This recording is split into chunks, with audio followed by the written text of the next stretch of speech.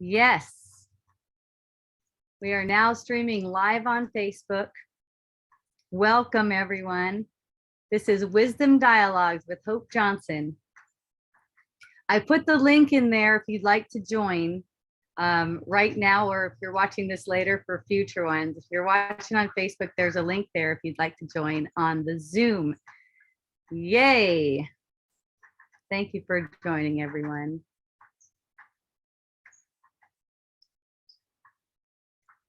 So what's come up really strongly, both in my own perception and, you know, also people have related it to me, which is also in my own perception.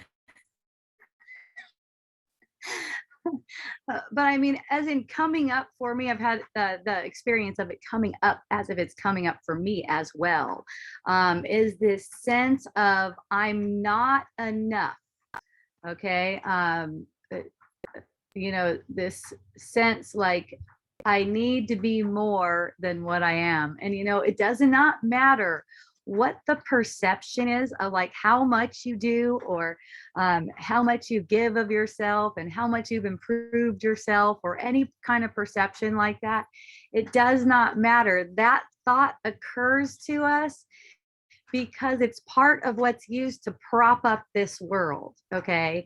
So you're not having the thought of I'm not enough occurring to you because you're doing too little or you are too little or something like that. It's only occurring to you because it's a device to hold this world up. There's really no way to measure you. You know, you really can't be measured by what you do in the world or who you are in the world. You can't be measured, okay? Because who you are is a perfect creation created in perfect love. It's just that we made this illusion to bring back messages to us to show us that we're not created perfectly. We wanted to get that perception that we're not created perfectly. Okay, because we hung on to the belief that we separated ourselves from creation. Okay, so that thought construct about you not being enough is used to keep this illusion in place. You know, when you see it for what it is, it kind of like opens the way, almost like it becomes something that's used by spirit as a like a causeway into what's really making you upset, because you know you're never feeling upset for the reason you think. So if you think that you need to change some habit about yourself or you need to get better at something and you think that that's going to bring you relief from that feeling, it's not. It may bring you a temporary relief, but it's only going to start again. The way to get relief is to go into the feeling and not accept any of the solutions that are being given to you by the mind on how you can improve yourself to make yourself better. Okay, because that'll just keep on going on like that forever. And it's not productive. It's actually not productive because you cannot think straight. As in, you cannot be open for creative thoughts while you're thinking and holding on to the belief that you're not enough right now. That's a total block to creative thinking. That's you know, it's kind of like superimposing what you wanted it to be over top of what it actually is. And that's just because you're believing in the perception that you made. It's like that's actually the way you perceive yourself is how you actually are. Well, here's the thing. The creator never changed its mind about you. No matter what you think you see or think you made of yourself, the image you think you made, the creator never changed its mind in the awareness that you're created in perfect love.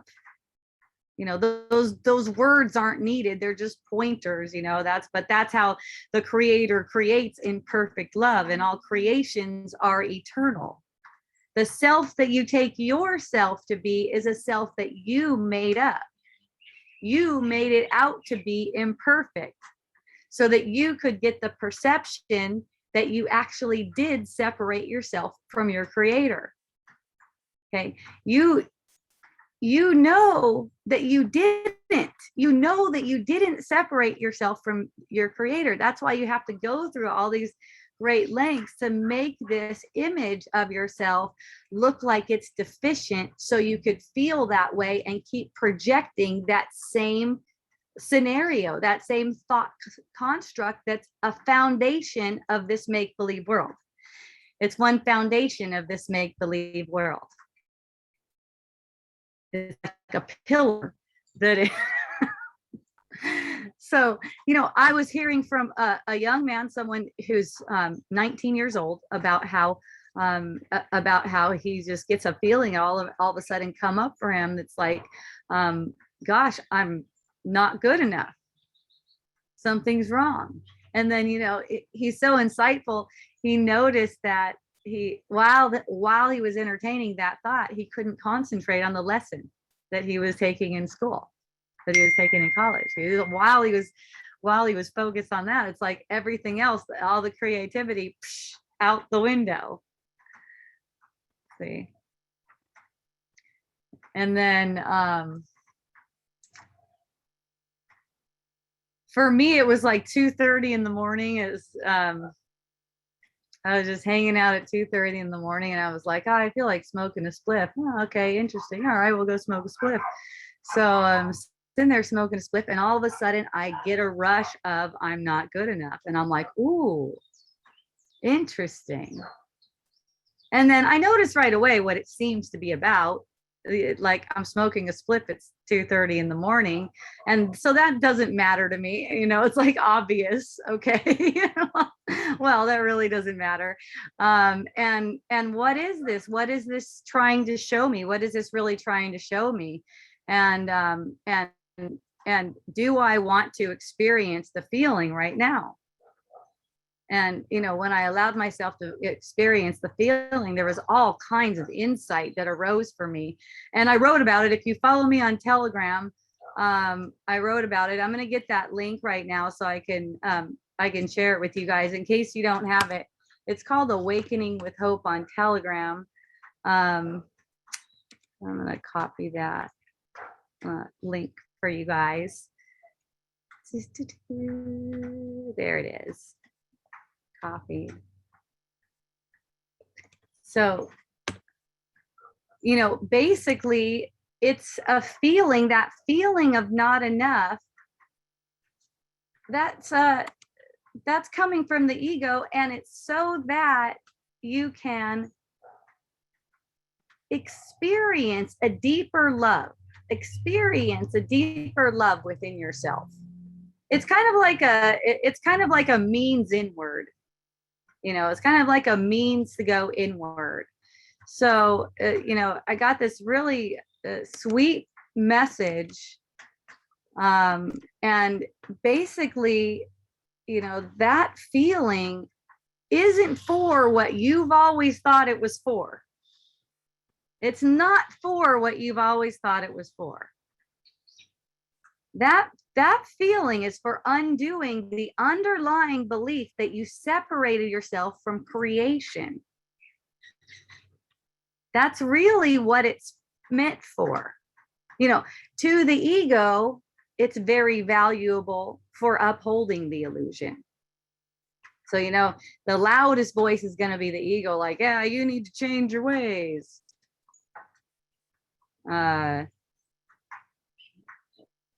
You need to make yourself ready, prepared for love.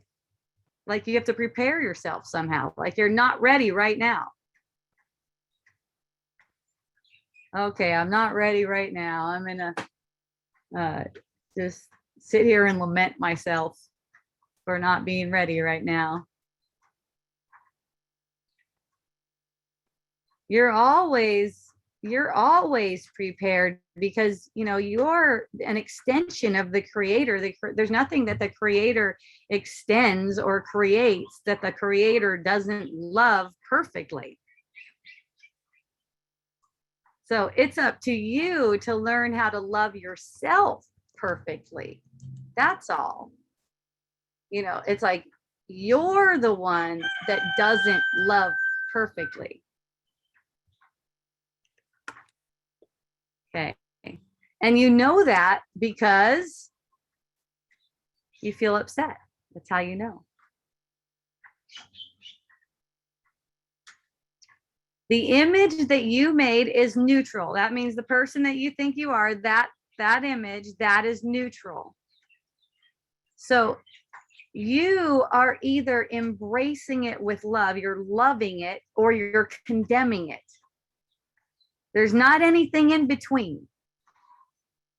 See?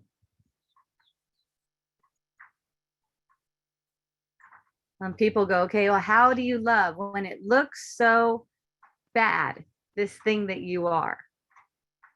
Maybe let's say you're a heroin addict. You shoot up 3 times a day. I don't know, is that a lot? You shoot up 3 times a day. And you're going, Hope, how can you say I'm worthy of love? Look at me. I've destroyed my life. I've done this. I've done this. I've done this. And I'm saying, no, you haven't. None of that stuff ever happened. You made it up. So from where you are right now, shooting up 3 times a day, look and see if you're willing to just meet the feeling head on without feeding it in thought.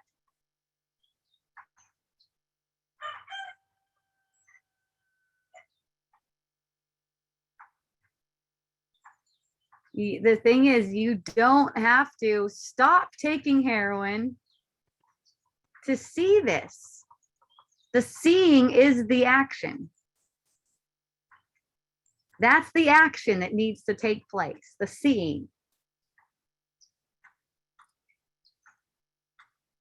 So what does it matter what perception you're getting of yourself or anyone else doing? It doesn't matter for this. It doesn't matter for your awakening, because all of that doing that's transpiring on the surface of things, the things that you can perceive with your body senses, your body's eyes, you know, all of that is nothing. It's meaningless. And it's projecting out of the mind. So it's all taking care of itself.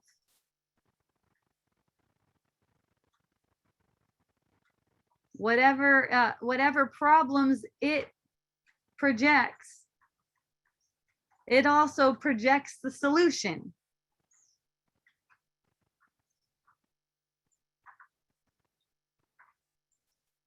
So when I get the feeling come to me, and you know, you guys might enjoy this too, I just get excited about it because I know it doesn't have anything to do with me.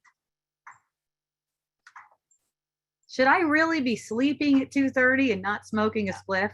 Not if I find myself smoking a spliff at 2:30. That means that's what I'm supposed to be doing.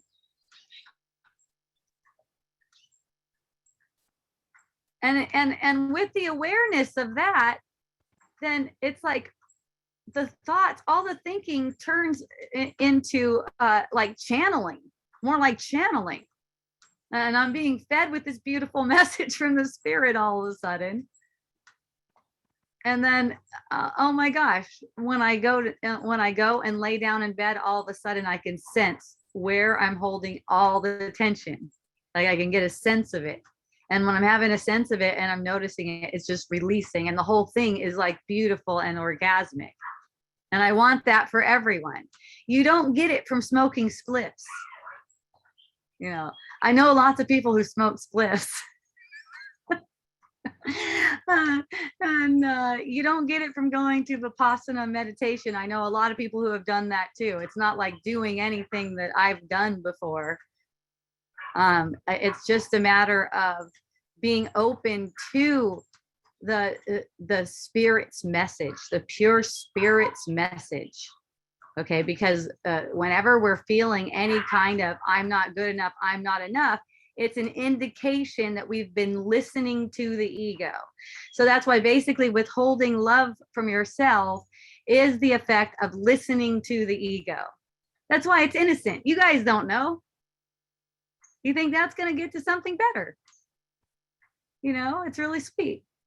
You think that's going to get you to something better. You don't know. So like, you know, just watch the ignorance. You watch the ignorance, and that's how it transforms. That's how you learn to make better choices, you could say. The rooster agrees. Yeah, Jill, that's awesome.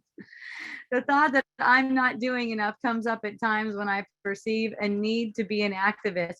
Oh, you're so cute, Hope. That is so awesome. I love that. Ah. So yeah, it's the same when it comes to anything. And I've heard that from people too. You know, I had one sweet woman come up to me this weekend and tell me that she finally got off the sidelines and she finally started being an activist. And I go, well, you know, it's all about your guidance in the moment. What is bringing you joy right now? You don't even have to make a freaking decision like I am going to be an activist for this long, or, you know, it's just like play with things, explore, see how they feel, you know, and listen to your inner teacher. How do you listen to your inner teacher?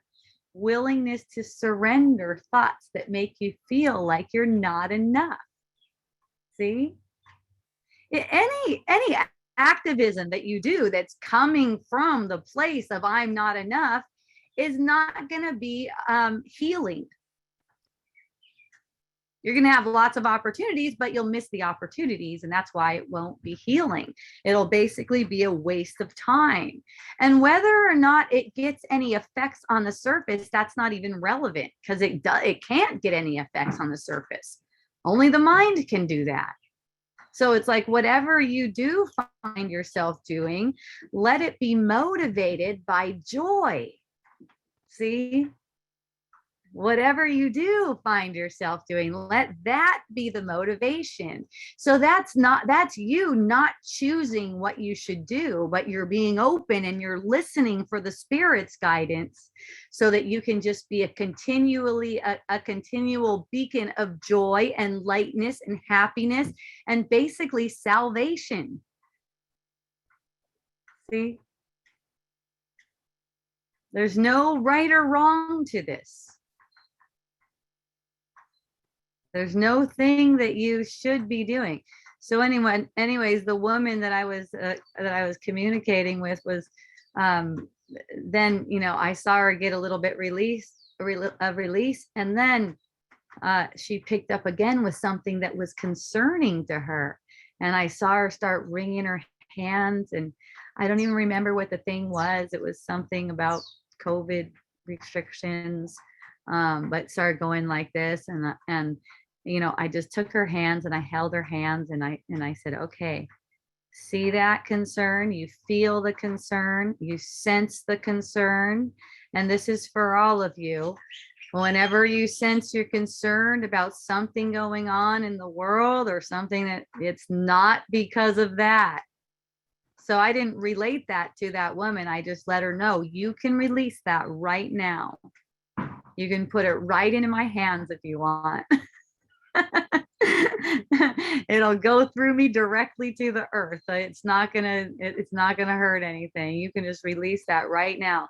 And that's the reason it's coming up, so that you can get your release.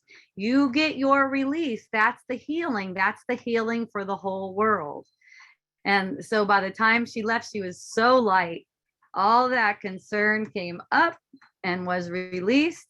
And she just knew that she was meant to heal through this, and not meant to be a human, become a human doing. You don't have to become a human doing.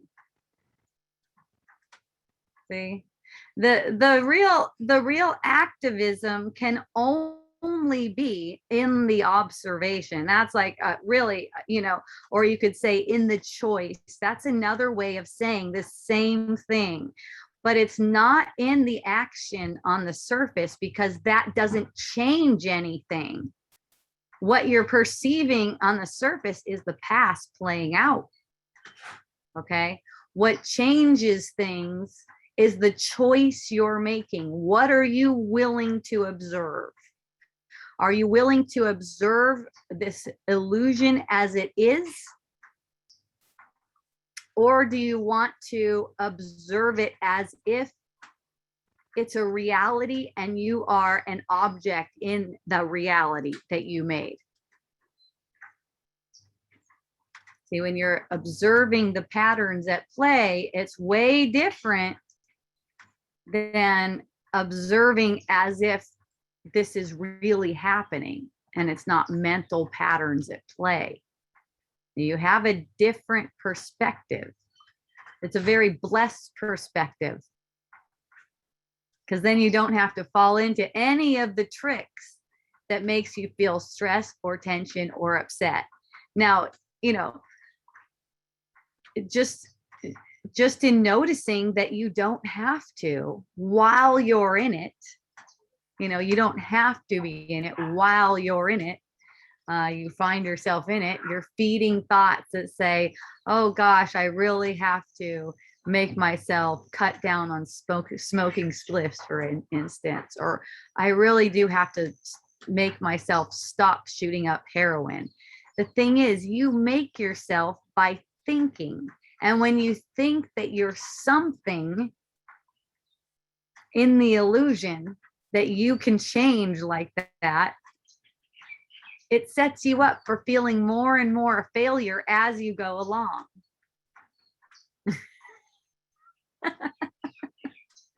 And the more you feel a failure, the more you act as if you're a failure. You can't help it. That's how you feel.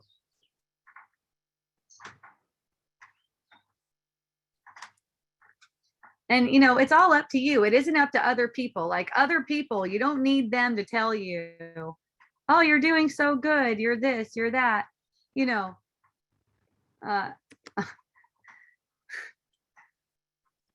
I'm probably one of the people that gets the most love reflected back. I mean, I don't know. Sometimes it blows my mind how much love I get reflected back. And, people telling me how wonderful I am and how much they appreciate me, and how I've changed their life, saved their lives, stuff like that. The thought still occurs to me that I'm not enough. Isn't it good? It's comedy. It's comedy. So, people will drive themselves crazy because they'll be like, what's wrong with me? The thought still comes to me that I'm not enough. And look at all the attention I'm getting from all these people telling me all the time how I'm enough. My own family, everyone is telling me all the time how wonderful I am and how I'm enough still. So you don't need them to show you. In fact, in my experience, of awakening to all of this, at first they weren't showing me, not my family, nobody. I was just some crazy broad, possibly hormoned out, possibly I don't know, just really bitchy. So it's like I would get that feeling and thank those messengers. Thank those messengers. Every time someone would show me disapproval or show me something like that, thank you. Thank you for showing me that. And there's been times where people have shown me their disapproval and then want to keep on communicating with me, and I'm just like, no, thank you. That what you brought did the trick.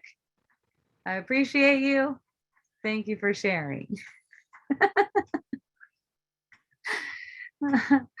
It's not like you have to try to punish yourself with people's disdain for you. You made them like that, you know, in recognizing you made them like that, then you can extend compassion, you know.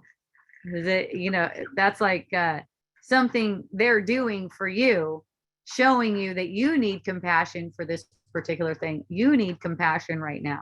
So when someone would show me some kind of, you know, image of myself, reflect some kind of image of myself that was wanting in some way, I'd be like, thank you, and get that feeling. What is it like to believe that I'm wanting? That belief didn't come from them, it came from me. So hooray, thank you for bringing it up. So that way I can get a correction for that thought. I could set the record straight, so to speak. There has to be an oil that helps with surrender and release. Oh yeah, okay, here's one I totally recommend if you want to check it out. It's called Malu, M-A-L-U. It was the first one to pop in my mind when you said that, and I was sharing it around yesterday. Definitely stands out for people, and I could just see their release of tension and energy that's built up, just like, why is that so good? Because, you know, it like refocuses your brain on something else, like how good this freaking thing smells, instead of what you're just focusing on. You know, and not to mention essential oils are consciousness. They're conscious. They have energy and information to relate. So it's kind of like relating to a human being. They're like really tiny little molecules, but we don't have any size anyways. These molecules carry messages. See? Human doing, yay. Oh, yay, Mike. Hello. Thank you for joining. I appreciate you. This is comfrey. I'm playing with this one today. You guys remember last week when I had just gotten burned from like hot oil? And this one was a big old blister. This one's looking really good. This one, the blister popped. So it got kind of crazy for a few minutes. Like it got kind of like looking inflamed and stuff. This other stuff, it just the blisters didn't pop. It just turned that brown. They look like big old freckles. I think they're just gonna like dry off and fall off. We'll see what happens. Anyways, that was fun last week, and fun insights that came out of that. You know, anytime there's any kind of injury or seeming accident or anything like that, I like to use it. I get really excited and I say thank you. And you know, people might wonder, wouldn't that make it come back more and more to you because you're saying thank you for injuries? And you know what I'm saying thank you about is that is to this messenger. You know, this is a message that I sent out to be reflected back to me, as if I have a body and it's vulnerable to something. Even it's vulnerable to hot oil splashing on me, you know, and then the idea that I was careless and that's why, you know, of course, the thought occurred to me, I could turn the fish a little slower next time, you know, but the cause of the oil of burning the skin is not anything that went before it. It's not any, because it's only projected in the present moment, and cause and effect is not what it seems. So it's not like I could have been more whatever in that moment, because it's projected from the mind and it's giving me exactly what I need. So no, actually, in gratitude for things like that, I'm not resisting them. I actually have fun with them. You know, I got essential oils for one thing. I like to play. Okay. So the first thing I did was grab the lavender because I know about lavender being really good for burns. So I put lavender on it. I had some aloe right there that I got to put on it too. And then I did that for a little bit. And then I switched to Helichrysum Italicum because that one's known for skin cell regeneration. And then also comfrey. I was just called to the comfrey. And this one's actually grown in our yard. This one's actually grown here. And our employee, Rian, makes it at home. So that's really sweet, really sweet. Try it out, Anne. Anne's with me again. I love having Anne. It's so fun. Yay. My dog is excited again. Thank you. Ah, so nice. So you can find any of that stuff at our website, miraclebotanicals.com. Okay. If you're looking for really good essential oils.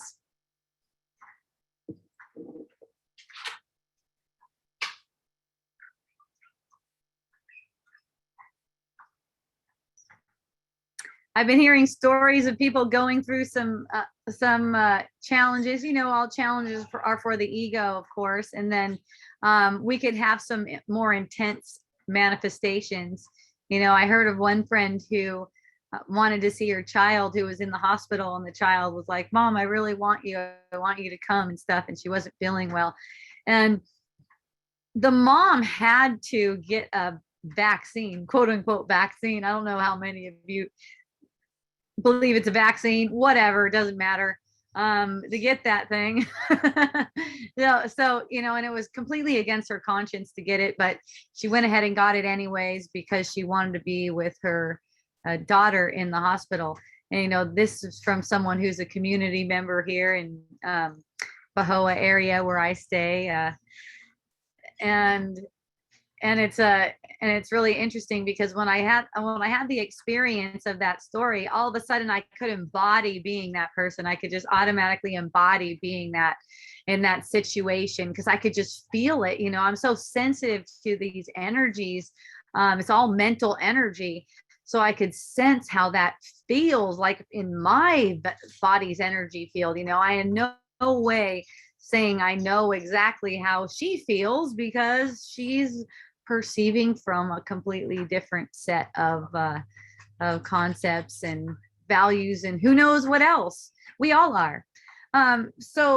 So I could feel that immediately. I could like embody that, like being a mother, being in the role of mother myself, as a mother myself, and just feel that, and in feeling it, being able to just release it.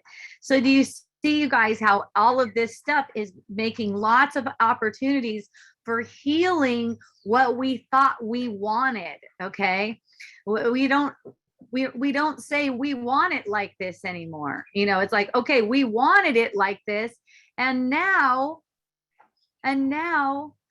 we don't accept it. We don't even accept it as true. We don't even accept it as being the truth. You know, people talk about, did you hear about Biden making a mandate that everyone has to get vaccinated or something like that?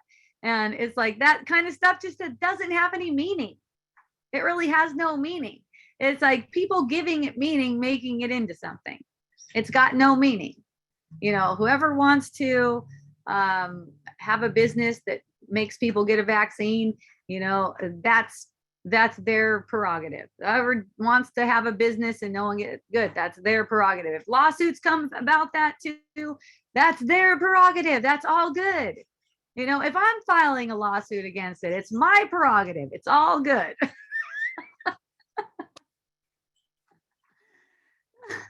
That's the thing. It doesn't matter because it's only a means for awakening the mind. And if it's used as a means for awakening the mind, it's not going to trouble you in any way. In fact, it's going to inspire you. It's going to make you more inspired. You're going to feel more interested in learning to love above everything else, and use everything for that. Yay. You are as good as you can get.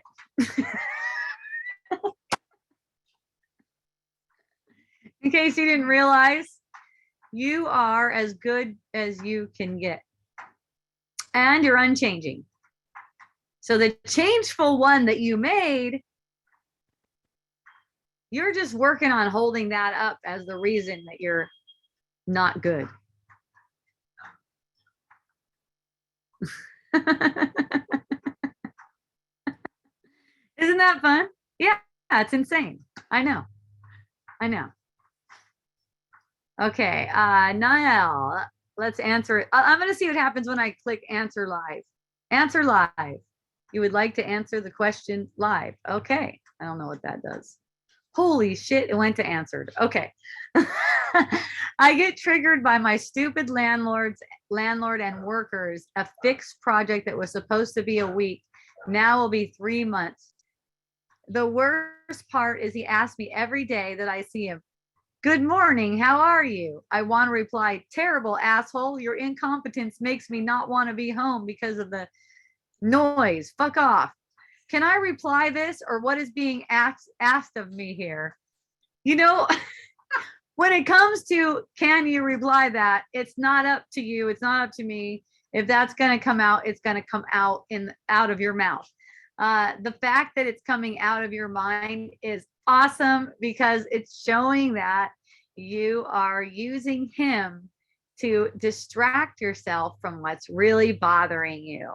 Okay, you're using your perception of him, of this situation, to distract yourself from why you're really upset. That's all it is.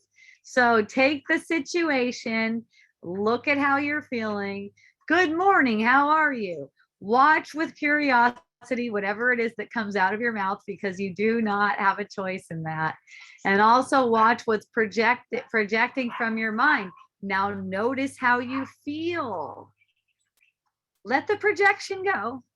You know, it's not like you're going to stop it. It goes on and on. It goes on and on and on and on. Let it go on. Let it spin on. You put the attention in what it feels like to have that perception. You made that up to distract yourself. So use it now as a means for getting in touch with the feeling that you've been trying to shove down. Okay? You're trying to resist a feeling by thinking it's about your landlord. It's not about your landlord. It's not about any of that bullshit that you just made up. What it's about will be revealed to you. I mean, it's like I can't even really describe it with words, what you're going to be finding out. But basically, it's something that you're holding that you don't need. It's giving you an opportunity to see what it is. So in noticing that it is an opportunity, you can see how your landlord, all the players involved, and the situation all deserve your gratitude. Nothing less than that. They all deserve your gratitude. Even if you find yourself telling him, "Fuck off." I mean, that's really transformational, actually, for the mind, to have the perception of yourself telling him fuck off, and you're seeing the gift he's giving you at the same time. That's pretty amazing. Oh, I love you, Asana. Oh, thank you. I appreciate all of you.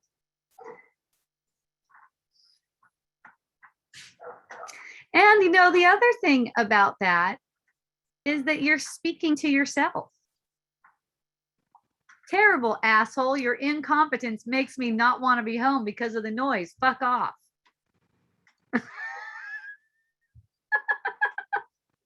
Well, how does that make you feel right now? I'd be like, thank you. The fact that you didn't do that shit that I expected you to do 3 weeks ago, it's been bringing up so much for me to heal. I just couldn't be more grateful. Thank you so much. We're like, are you for real? Yeah. Do you want to have a hug about it?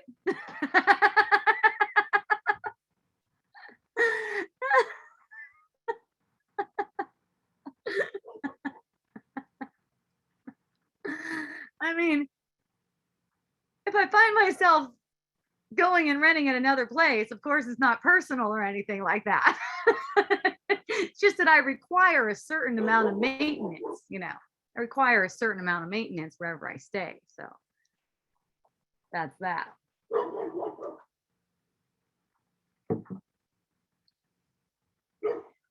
Yay, Kai. Thank you for joining. I'm so happy you're here. So today I was on the phone with a customer service rep for PayPal and noticed my mind starting to get hooked. It was really fun. Because, you know, it was almost going to go back to like, you know, circa 2000 bitch mode. You know, it was about to go to that level.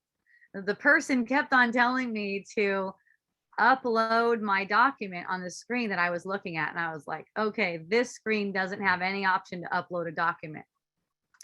And then she goes, okay. So then it's silent for like 2 minutes. And then she goes, did you upload the document yet? And I was like, no, I didn't upload the document. And I told her again, I'm on the screen where you told me to go. There's no option to upload a document.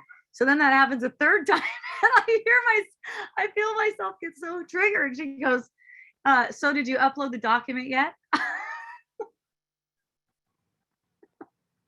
I'm like, is she reading something or what is happening here? So I go, okay, this is a hook for sure. And I said, okay. And it was so fun. I just got to just explain it to her. Okay, in real simple terms, I feel like you are not hearing what I'm saying at all.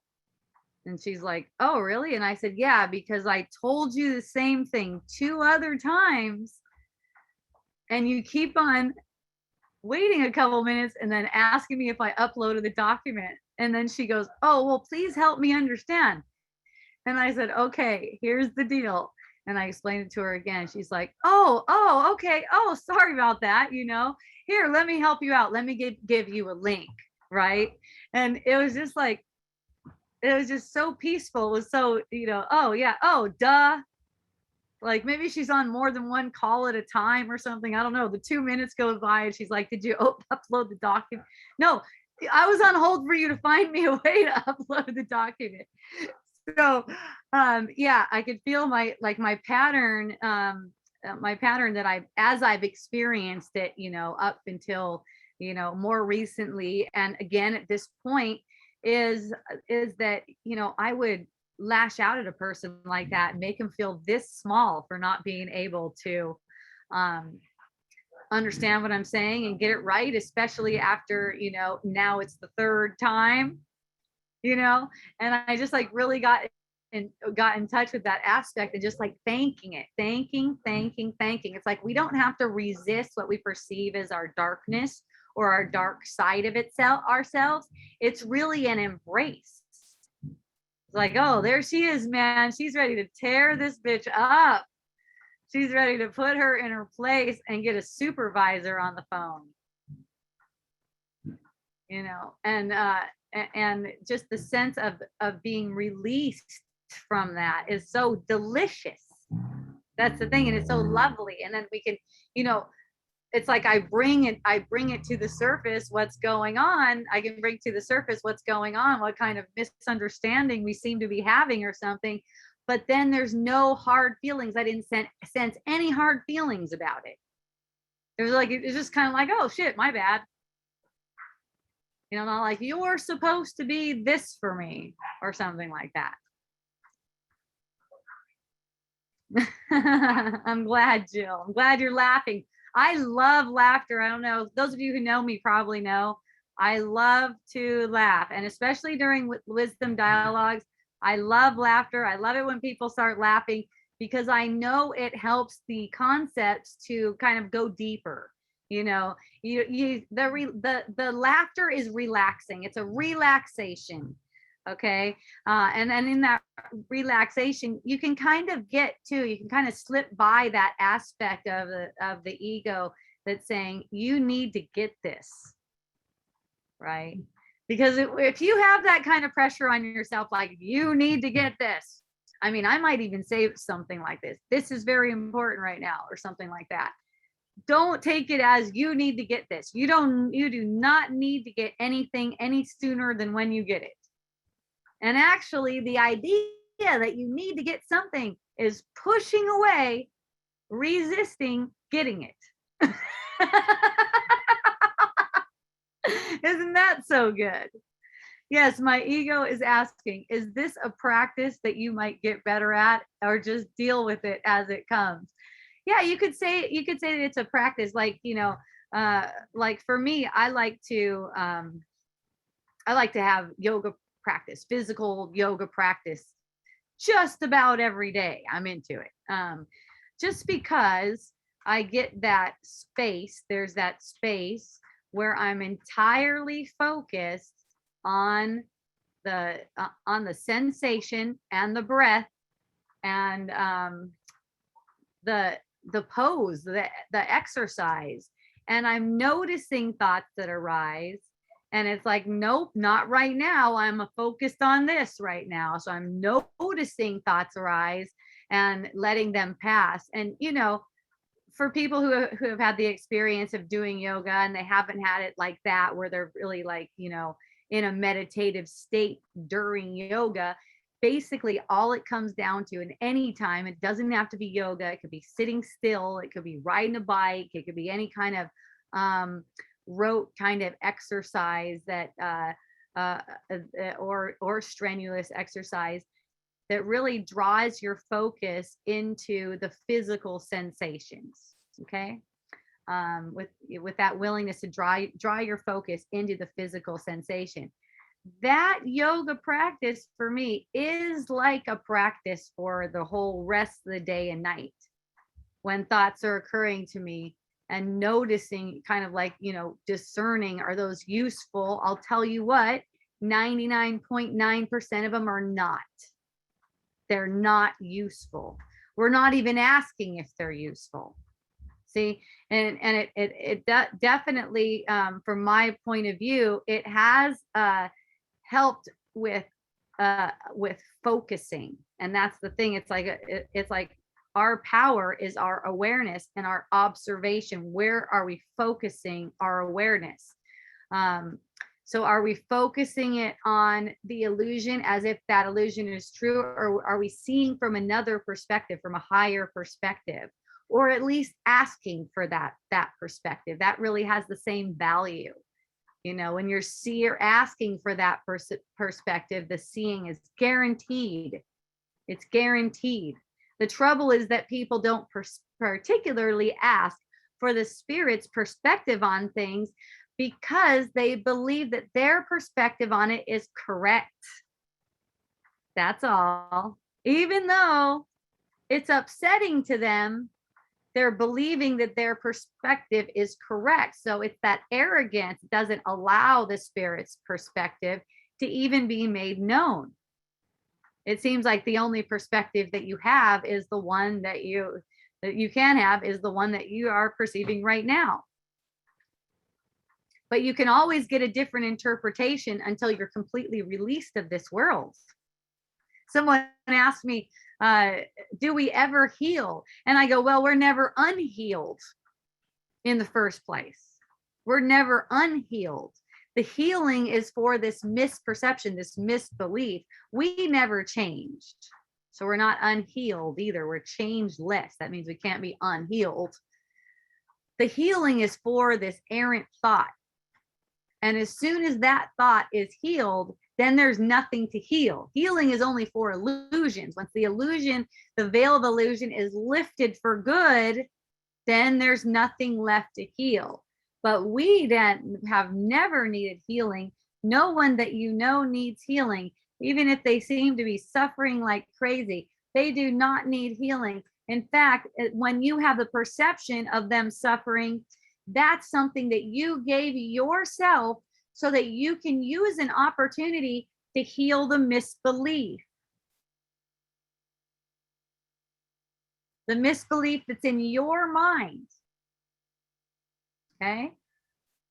And, let's define that as well, your mind. What do I mean by your mind? Your mind is a projected mind. It's a mind that you made up. God's mind, which you share, is not projected by you. It's not made up, and it's constant. Your mind and everything in your mind requires a lot of activity, a lot of mental activity to uphold it. it requires thinking about yourself, and especially thinking about yourself as not enough. So the self-image gets worn away in this way. You start to see, like in my experience, it's becoming really obvious for me. I'm starting to see so much more, um, because it's like I have all these people loving me up and telling me how great I am, and I still get the perception that I'm not enough. It's like obvious to me that this is some kind of a trick. And I know that I am enough. I'm certain that I am enough.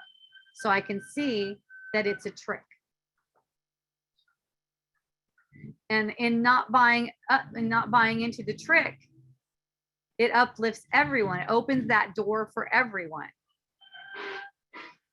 And see, I don't find myself condemning other bodies either, because there's only one body, really. Their body is mine. So I don't condemn their body or self-image, if you prefer that term. I don't condemn their body or self-image, because that just makes it about me. It's definitely, as soon as I condemn another person, I'm afraid of condemnation. Did you guys notice that? You guys notice that that's how it works? As soon as you condemn another person, you're afraid of condemnation. I can give you a really good example. This just popped in my mind. This is such a good example.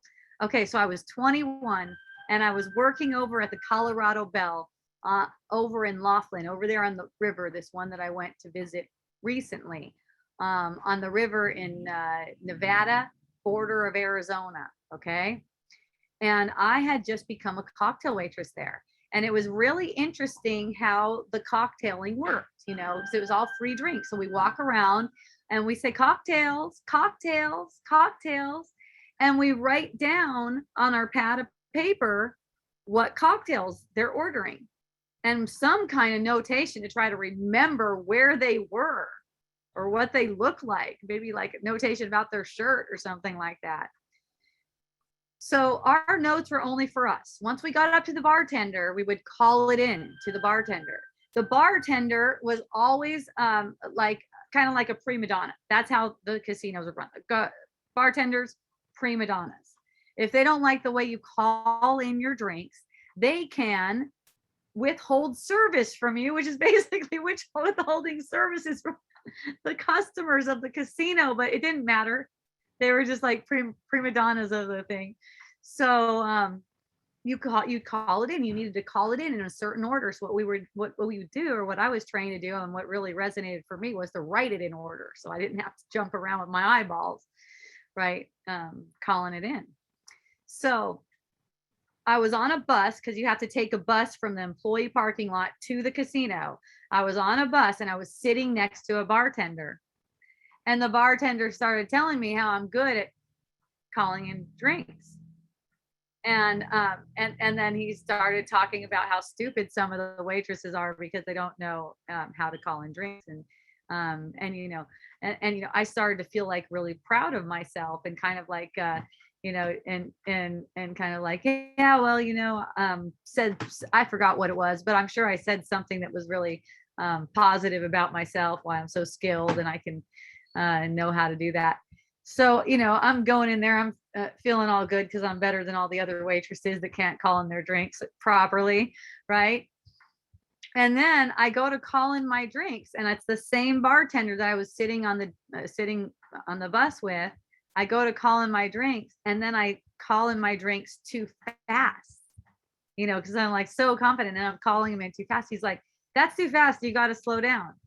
And it wasn't a big deal, but from my perception, it was a huge deal. It was a huge learning experience. I'm like, whoa, I set that in motion, and there it is coming back to me. Because it was like, like I really fucked up. Like to me, from my point of view, him saying I'm going too fast was just like, oh my God, now I'm just like down there with all the rest of those waitresses that don't know how to call their drinks in properly and fuck up the bartender. And so, that is how it works. It might not manifest that quickly for you, but it will manifest. And a lot of the times people don't even notice that they are manifesting what they just put into motion. They had just recently put that thing into motion. And you might call it a reverse synchronicity. I don't know. Is it even reverse? It's a good opportunity. It benefits us. And we see that kind of synchronicity. Oh, that's how I put that in motion. That's why I got that reaction to that.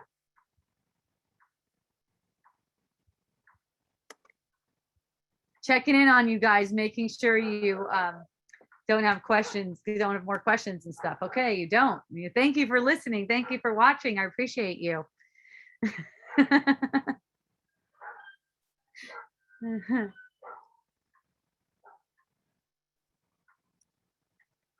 If I'm triggered by others' ignorance or inability to do what I paid them to do, this is just a mirror of myself. Yes. A call for compassion for myself. Yes. When it comes to money, I feel like I have to become more aggressive. I understand I am making this up. You got it. You got it. It feels so good to let that stuff fall.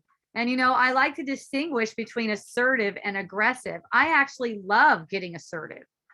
It's really wonderful. I have to watch the aggressive side because I tend to go to that, right? I tend to go onto the aggressive side. So I just have to watch that. That's all. I used to think I liked going to the aggressive side because I would, get people to kind of cow down and fucking lick my boots. So to speak.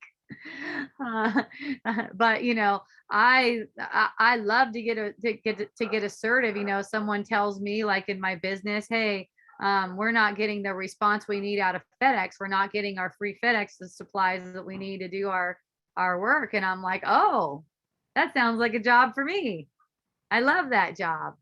And what I noticed, the difference between aggressive and assertive is that now I end up with having beautiful relations with the people that I'm communicating with. I get a lot more information much faster. Things get taken care of easier without miscommunications, with that way less miscommunication. It looked like we didn't have a rep for FedEx. They're ignoring us. We placed an order and then they never shipped it, and they were never gonna ship it because they decided that we were ordering too many supplies. So there's a whole story where they're just, FedEx is fucking us. And that's the way I would have looked at it, years ago, especially like 20 years ago. They're just fucking us. I'm going to go in there freaking with my guns blazing. I'm going to tell them what's up. And I did, man. I was the best at that. So it's like that same kind of skill. It's like it can just be carried over to it's basically focus. It's a focus of attention to being assertive with love. You just keep on asking the questions that you need to ask, and it's with love. And the way to become assertive from aggressive, go from aggressive to assertive, is just remember, this is kind of in the theme of last week's in-person wisdom dialogues too. The observation of it is the doing. Okay. So when you're observing that you are becoming aggressive, and you're watching how that energy plays up and out in your body's energy field, noticing it, noticing the effects of it, because the effects are first in the field, what you sense in the body, the sense that you're getting in the body. So, and you're going to be aware of that, automatically it's going to go from aggressive to assertive. It's automatically. And don't put a time frame on it. Okay. Impatience isn't going to help things go faster. It never does. It makes them take longer. You'll be done with it when you're happy about it. You're going to feel good with it. It's going to feel really good in a way that you feel united with everything. You feel one with everything. Good in that kind of way. Not good in like you showed them up, you show them who's boss. That's a kind of good feeling too for the ego. but a feeling like you really united with their, you joined your mind with them, you joined your heart with them. That kind of energy. That's when you're done with it. That's when you're done with it. Then it's just going to automatically go into assertiveness. Can you speak a little about how we are still connected to those who have transitioned? Oh, well, sure. I mean, sure. There's definitely no difference. You could say that the channel of communication is open more. It's more available when the person doesn't have the burden of holding up a body as a means of communicating with you. So the communication is way clearer, and the only thing that's going to prevent you from communicating with them is the belief that you believe you need a body for that. Like they need a body in order for you to have a communication with them. Okay. It's always been mental. It's always been mental. The body that you perceive that you thought was a means for communicating with you is a mental projection. Did not need it. It's believing that you need that. So, I see the occurrence of a death as a benefit, because, oh, that's awesome. Now we can communicate more. And you can, it's all thought. Even when you perceive someone in their body, as if they're in their body, no one's in there, as if they're in a body, it's all coming from the mind. All of the communication, and lack of communication. There's also lack of communication. That's where you're projecting. It's all coming from the mind. Okay. So once they have released the body image, they're no longer using their mind to uphold an image. They can communicate clearly. You are still using images as if.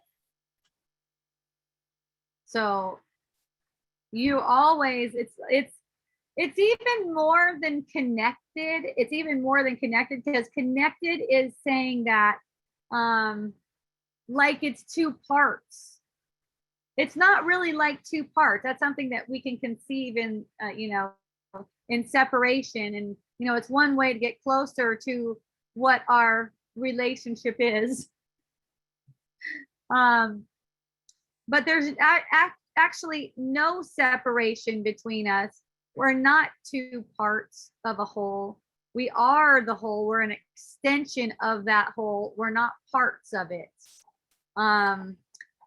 The us that we think we are at the tip of it is, or you could say at the uniqueness aspect of it. You could say like the tip of the extension is like all this uniqueness. That uniqueness is of the one. It doesn't belong to us. We create through that uniqueness, not as if we are separate, as an extension of the creator. So you see how we're not separate from the creator either. It's just one extension. So we're never out of communication with one another. In reality, we're never out of communication with each other, but we can't tell we're communicating while we're projecting. And you can't tell we're communicating when you think someone has done something to you, for instance, or you think that you are not enough. That's also cutting off communication. How can you communicate if it's all in your mind? How is that connecting to them? Our spirits connect, I think. The mind sometimes tries to prohibit it. How can you communicate if it's all in our mind? How is that connecting to them? There's only one mind, okay? So when you think of separate minds, what you're thinking of is a projected mind. The projected mind is just made up of a bunch of thoughts, beliefs, concepts, scenarios, the projected mind. The projected mind is not who we are. It's not where we are with them, in them, you could say, and them in us. It's in the mind.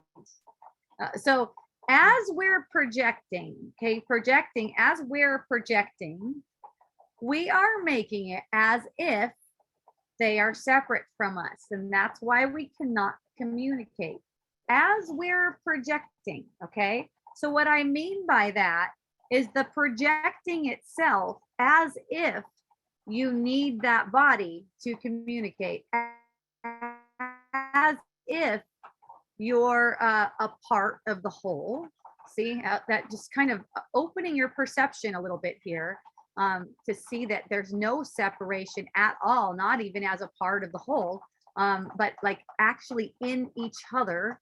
And it's that projection outward that's saying that you can't communicate, because it's making it as if it's separate. So you got like it's like you have them over here inside of you, but instead of looking inside, you're going outward looking for them. So you can't find them that way because they are in you and you are in them. Now for me, I have a grandma who passed, and we communicate all the time. We communicate all the time. Just open up to it. It's like I hear my grandma's voice, I respond to it. I hear her voice some more, I respond to it. And it's all in the mind, but it's not being projected in that moment. It's not projecting. That's why it can communicate with anyone. And in fact, they can it's like we can communicate with people, and we do. Here's the other thing, and we do communicate with people who seem to still be embodied, but they're like far away. Like we are, learning what is your relationship? What is your relationship with these seeming others? What is your relationship? It's not what you think. It's not what you think at all. So, if your relationship with them is I'm in you and you're in me, let's see what it's like to be together. Let's see what it's like to be who we are. So it's like the sense that you get when they cross your mind, that body sense that you get when they cross your mind, that's what's there to be explored with them. That's what's being explored with them. Explore.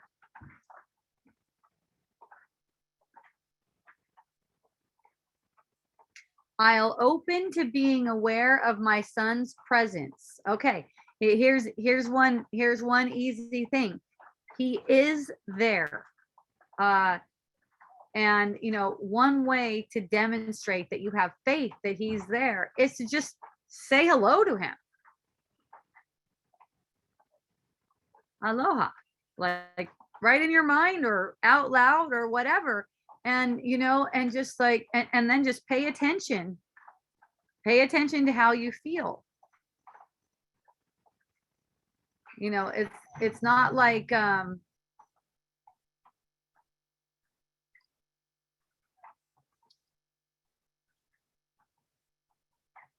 it's not like it's just going to show up all loud for you. It might, but it's not like it's going to show up all loud for you, because you've been making it and training for making it as if when a person's dead, you can't communicate with them. If they lose their body, you can't communicate with them. So you've been making it as if that, and I don't know if you've been going around saying that or anything. It doesn't really matter. It shows when you get the sense that you cannot communicate with your son, that you've been setting it up all along so that it's going to seem like once a body's dead, seemingly something real died, and now you can't communicate. So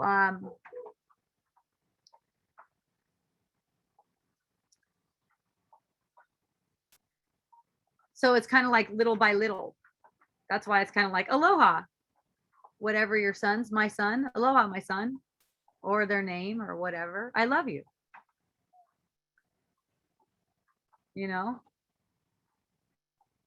Watch watch, watch. Watch what thoughts come next. Notice if you hear his voice. Okay. For me, that's how it occurs. I hear a voice and it sounds just like that person, and it's freaking awesome. And the reason that I know it's their presence and not an ego making it up is because it's not talking shit on me. I can also hear my grandma's voice from an ego perspective. Why are you doing it like that, or something like that. And it's like, that's not my grandma. I'm not buying it.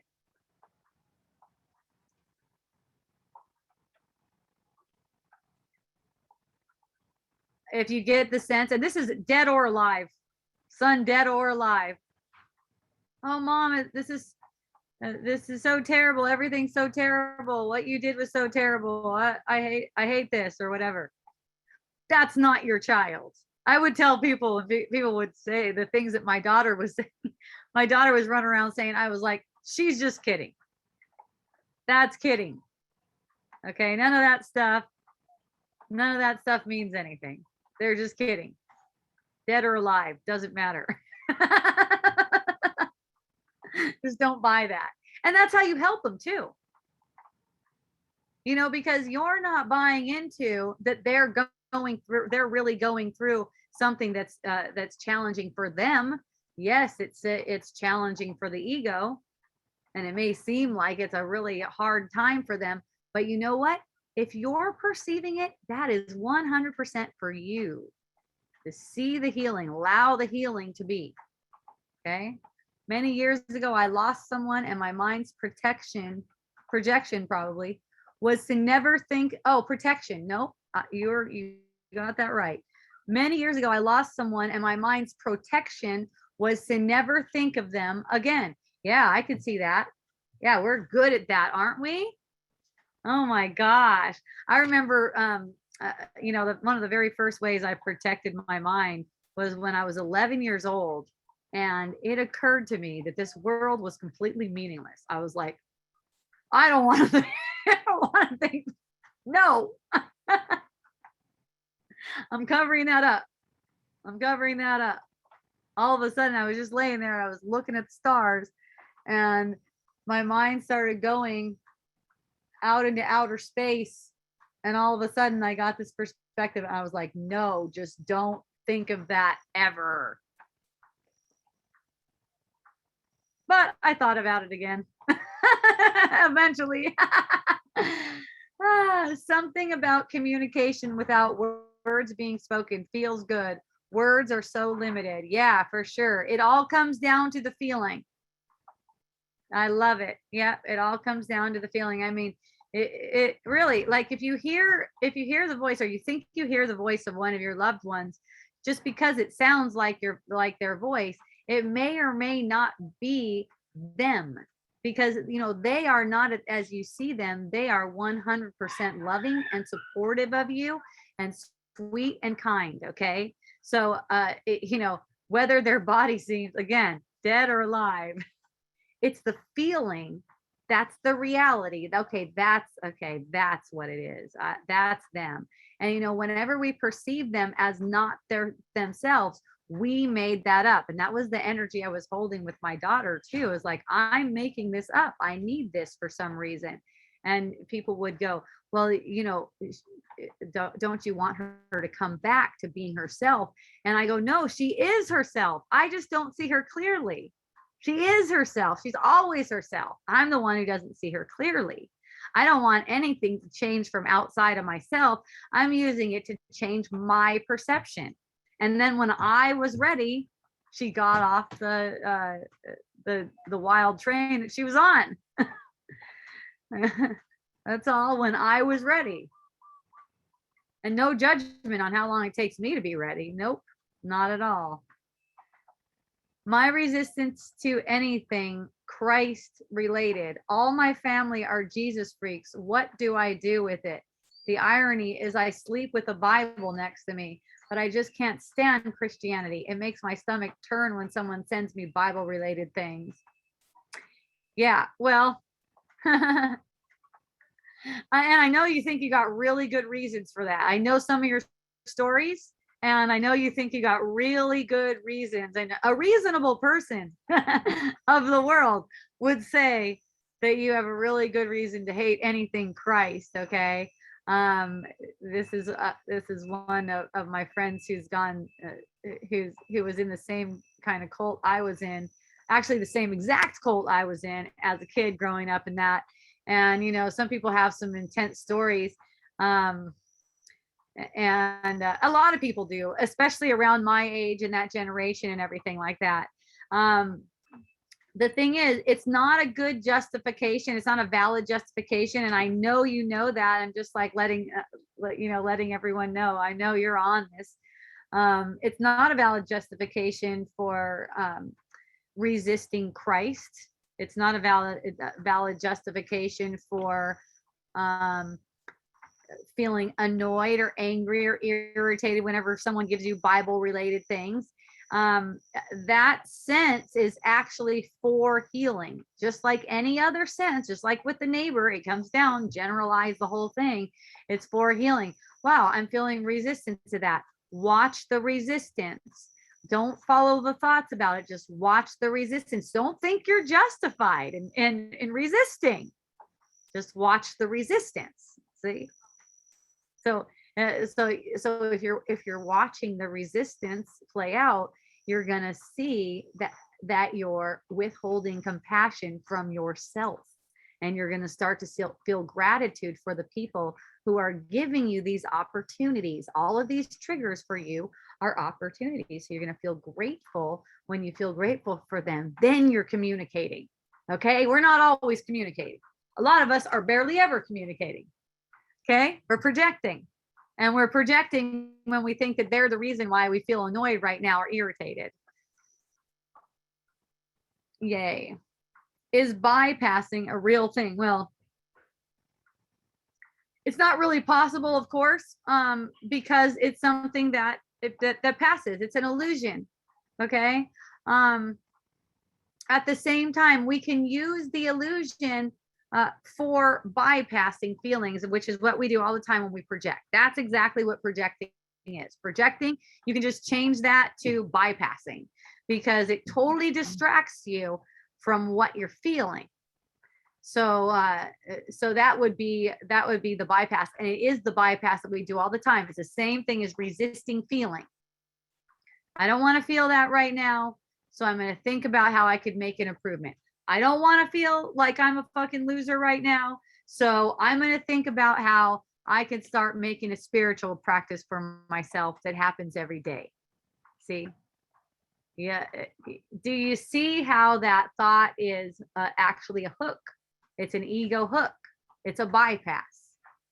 All right. So you're grabbing on to, okay, I'm going to get some relief from feeling like I'm a fucking loser once I get my spiritual practice set up.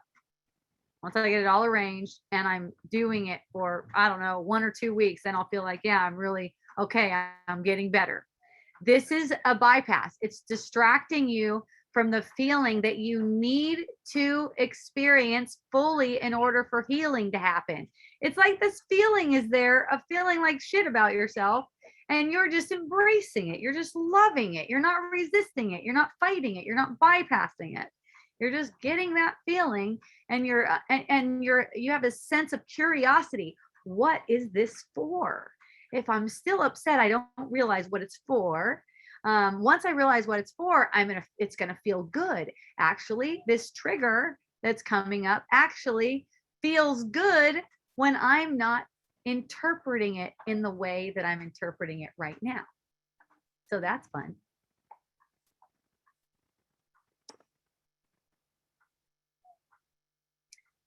That's set me up for one way my mind deals with pain. Okay, so that's my friend Asana again.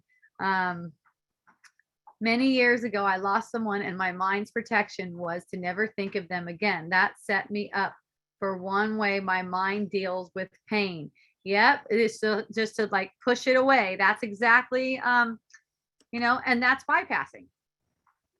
You might call it spiritual bypassing if you're using a spiritual concept to bypass, right? Like if you're saying,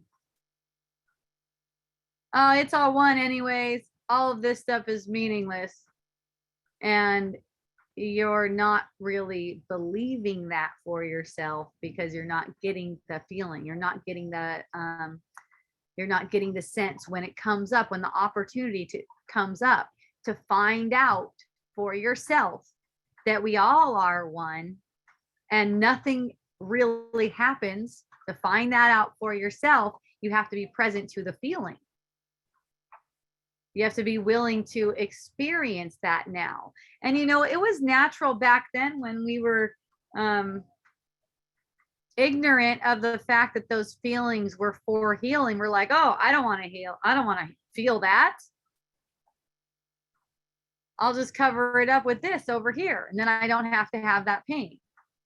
I don't have to have that suffering. I'll cover up with doing this. I'll cover it up with thinking this. So we're constantly being served up these thoughts by the ego, just constantly. And those are what can be used to bypass any feeling. That's how we do it. And letting the thoughts be meaningless, then all you got is the feeling. And when all you got is the feeling, you see that these things that you were afraid of, they never even existed. Like fear never even existed. When, it's like once you are willing to fully experience fear, you realize there is no fear. You realize there is no death. You realize there is no sadness, not in yourself, not anywhere in the world. And through that, you can communicate that. You can demonstrate that. You're not getting all rattled by things that seem to be going on in the world. You're not getting angry when it seems like you should be getting angry. You're not trying to control a situation that seems like you should be trying to control it.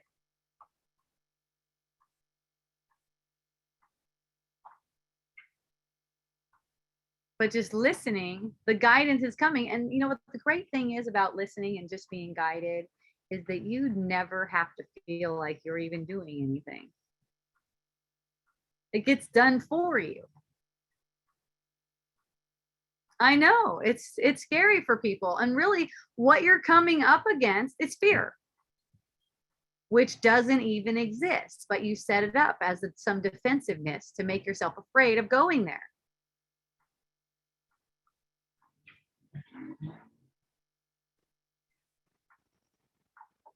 Thank you. I needed to hear that because I don't want to feel my son, to know I am him and everyone else. Yeah. So just being really gentle with yourself too, Asana, just really, really like treating yourself with a lot of kindness around this, because the opening up, it's the releasing, that fear almost makes the releasing feel a little bit painful. Like, you'll come up against walls of resistance, and just kind of like watch your breath. Like for me, what I like to do when I come up upon a wall of resistance is to breathe just kind of like a light feathered breath, and kind of like feathering away at it lightly, and just feeling myself open up really gently to the energy, because there's going to be a strong, powerful energy. If it's something you've been resisting for a while, that's going to be like, no, don't come in here. And it seems like it's a fearful place to go. So it's kind of like brushing up on that wall of resistance until it can break. And when it breaks, and it can't break until you can handle this kind of release. It's a big release. It's a huge release in the body's energy field. It's fearful to go there, but once you allow it, it's like, it's a really nice release. And once you get that release one time, you'll be like, oh, I know where to go for this. And you'll start to get really excited by things that seem to make you fearful, because you're not really capable of fear, but you've been practicing this fearful thing with the ego for a long time. So you made it look like you are capable of fear. And in that, you're afraid to release it to release the fear of releasing the fear. Isn't it amazing? Mhm. Yeah, you're awesome. Thank you. I appreciate all of the questions, comments, everything. Um, Really a blessing.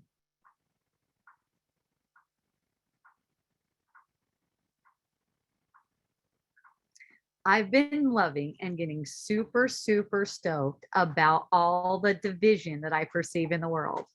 Are you guys getting stoked about that too? I mean, it's just because I've never had this kind of perception before where it's so obvious, it's just so blatant, all of this division. Like there's the memes that are coming out are like totally like them are they're the worst, we're the best, you know. And I love any meme that makes me laugh. I don't even care what side it's on. Like if it makes me laugh, I I'll take it. And you know, I'm seeing how there's all this blame for one side blaming another side blaming another side. And I'm like, yes, there's like so many opportunities in this for everyone. You guys, it's becoming more and more obvious that this is some kind of play where it's all about getting people to be obedient to fear.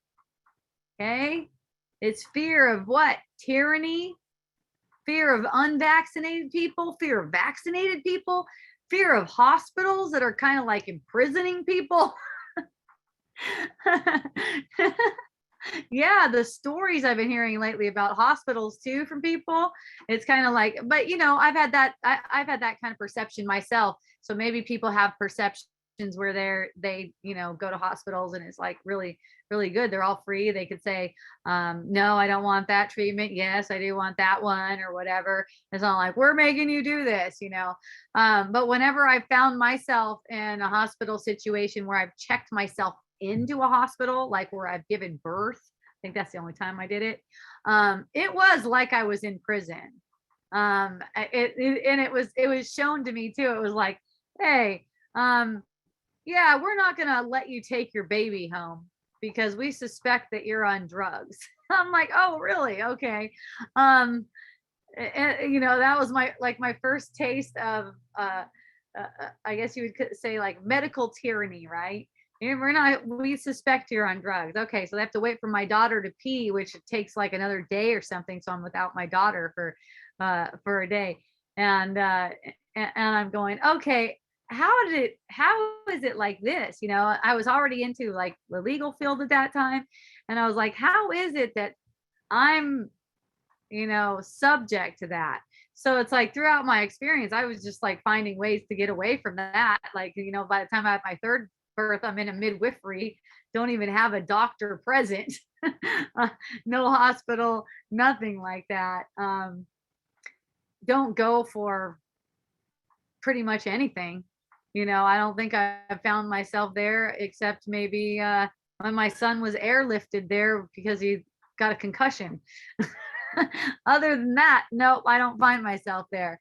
But I'm hearing these stories of people having gone, friends having gone, where it's like no one can visit, and then and because they keep them in like a COVID ward, and then and then once they get to the point where they can visit, then you have to have a vaccination.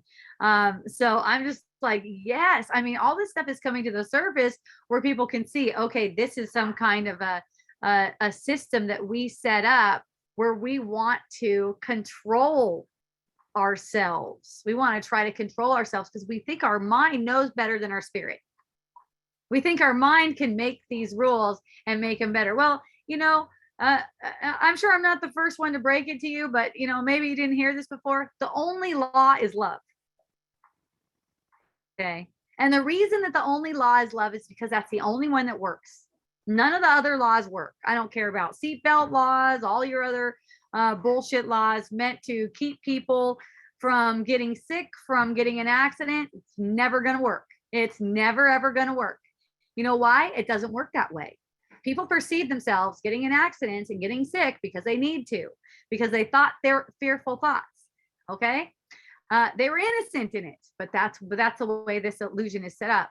They're going to get that. They're going to get the perception, no matter what kind of controls the government puts in place. Can you imagine when we all get that? When we all really get that? And it's all really, it's all really transpiring according to what the mind needs. The mind cannot get it wrong. Okay, it's all transpiring perfectly according to what the mind needs.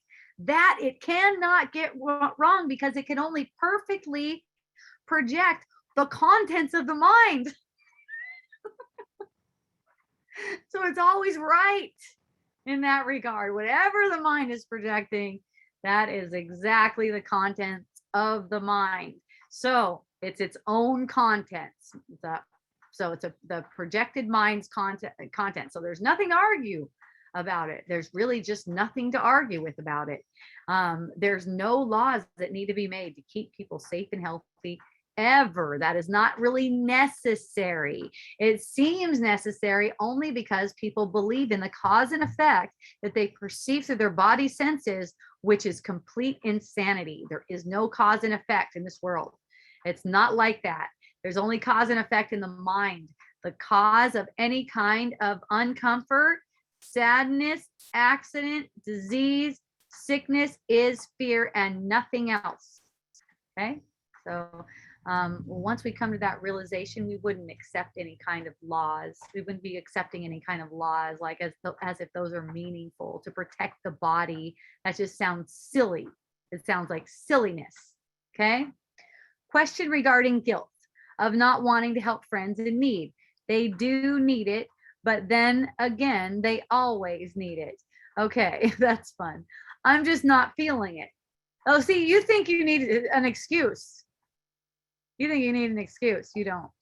The only reason I would send them money is because of guilt. Well, sending them money out of guilt is projecting guilt. There's no need for that. But truthfully, I just don't want to anymore. Fucking don't. Not that you can really help it, but I'm just like giving a suggestion to consciousness there. I feel guilty just writing it. You're the fucking best. This is awesome. It's like guilt is coming out of your ears. I can help them.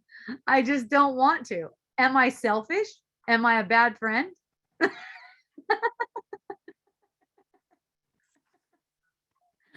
You're a comedian is what you are. You're a total comedian. No, I feel ya. I know. It's a thing. This is something, okay, you guys, I hope you heard this question really, really well, because this is something that comes up for everyone. And, when you see through this, you're going to feel so free. You're really going to feel so freaking free. No, they do not need your fucking help. Number one, no one needs your help. I don't care if you're telling me someone's over there in a pool and they're drowning right now and you know how to swim and you could completely save them. They do not need your help. You cannot help whether or not you help them. You have no say in that. No say in that. I'm guessing that if there was a pool over there and if someone was drowning, I would find myself over there grabbing them out of the pool and I would know that they didn't need me. See, that's the only difference. I know they don't need me. They don't need you. You need them. You need them to pretend like they need you so you can see through your neediness. See through your projection that you need to be needed. What am I worth? What am I value? What is my value if I'm not needed? Guess what? You're not needed, okay? You're not fucking needed. Not in that way.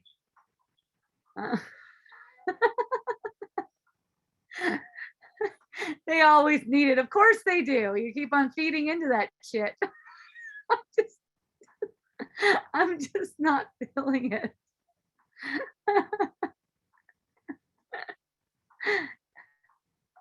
Someone asks you, hey, can you give me some money for this? No, but thank you for asking. I really needed that. You need them to ask you. No, but thanks. I needed that. Maybe you feel so guilty for saying no. Just exactly what I needed.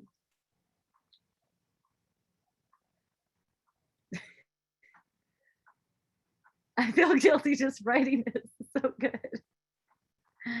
I can help them. No, you cannot help them like that. You know how you can help them? You can help them by seeing through the guilt. Yeah, that's how you can help them. Yeah, I can help them. I can help them. I can help them by seeing them clearly and myself along with them. Am I selfish? Okay. Anything that says, am I selfish? Am I a bad friend? Is the ego. You can just like chalk that one up to being the ego. Am I? That question is insane. That is an insane question. You're asking if you're something that you're not. You're not capable of being selfish or a bad friend. You're the best friend. You're the best friend anyone could have. Giving everyone exactly what they need, the best friend anyone can have. Even when you were feeding into your friend's guilt by acting like they needed you, you were still the best fucking friend.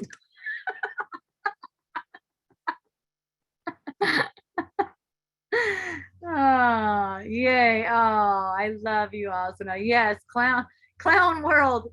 I know it's just perfect for us, you guys. Whenever you see the energy ramping up like this, where it seems like that there's like all this bad in the world, like all this darkness in the world, all that is an opportunity. Big energies are coming through. I really felt it today. It was super strong. It was around, I don't know, maybe like 1:30, 2 o'clock today.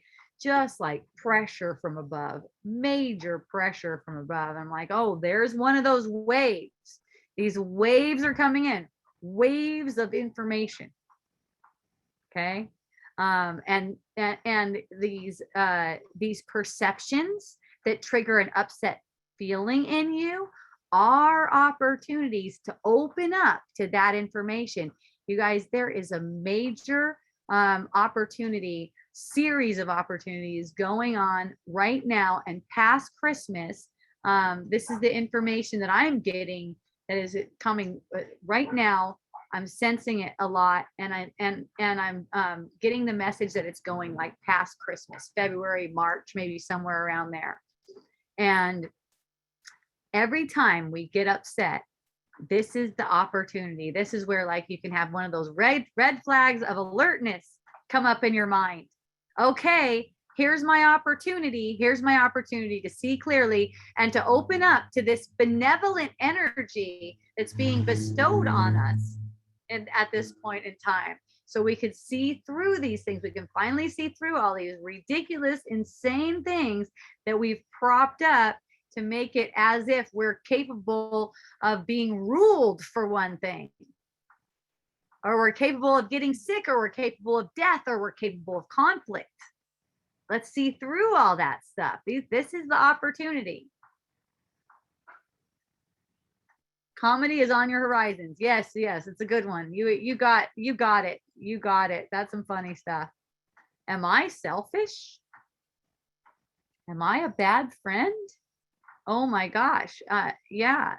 Those things are so common, and I could see just, someone who is like, okay, I'm ready to see through that one, because that comes up all the time. I noticed that around here, around Puna.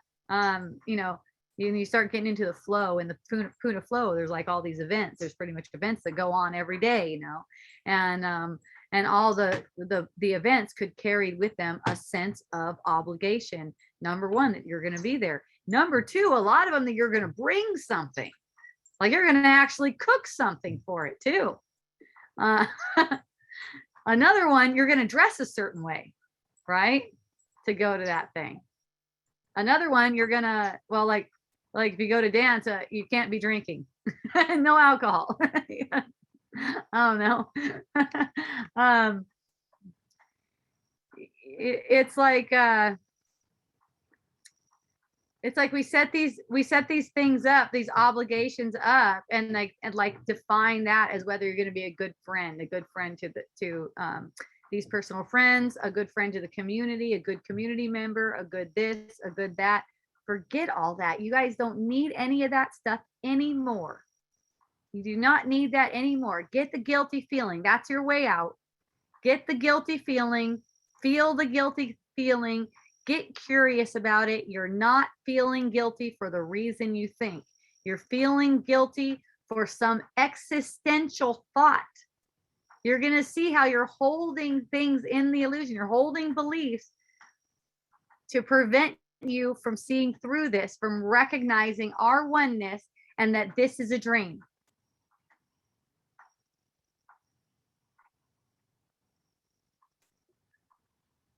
Thank you for doing that. Thank you for even listening to Wisdom Dialogues and considering doing that. You don't know how helpful you are. You can have no idea. You can't even conceive how many lifetimes get collapsed when you're just willing to see things as they are instead of what you projected onto them. Remember, all of your projections make you guilty. So that's an easy way to see. All of your projections make you guilty. If you're feeling guilty, you're definitely getting something wrong. You're definitely believing some thought that defiles you, that makes you into something that you're not.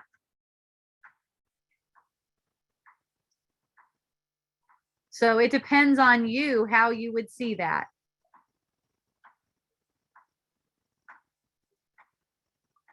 And you just watch. The learning takes care of itself. You just sit there all relaxed watching. Keep on getting more relaxed. Put your awareness up against the walls that you made. And watch. So Asana, one thing that I notice here is I am going to get released from this. So this is just another way of looking at this. You said I am going to release this. One way of looking at it is I am going to be released from this. Because here's the thing.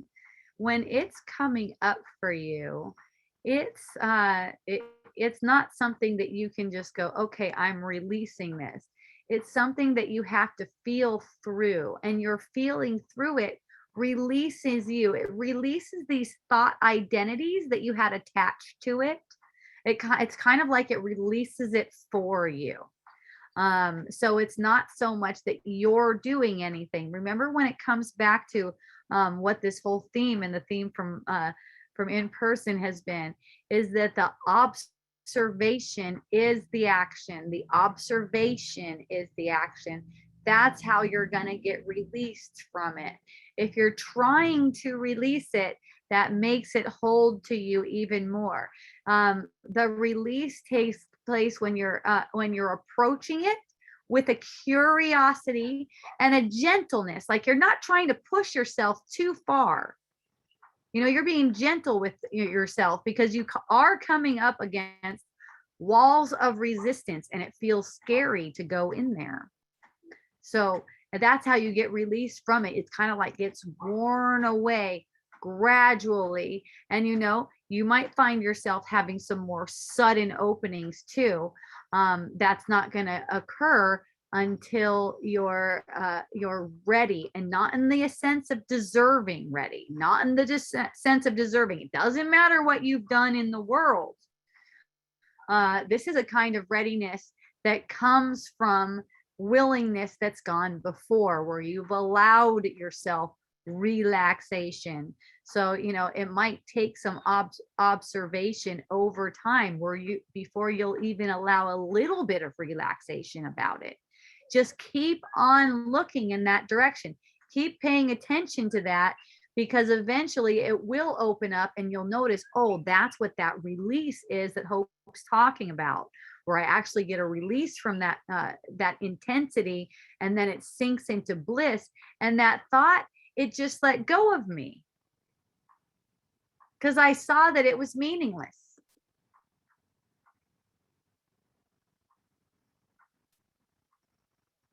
Your teachings really bring me peace. Thank you so much. Well, thank you for using them that way. That's really awesome. Yeah, I mean, that's definitely the goal Because in peace, you can see. In peace, your mind is closer to the truth. So, and then at the same time, you know, it's like you've been calling out for this peace. You've been calling out for it. So you make a manifestation of a person outside of yourself, namely Hope Johnson, doing wisdom dialogues to help you get that sense of release. See? So it's like, so that's why it's true. All gratitude goes to you. We're all making it up. So, hooray, everyone.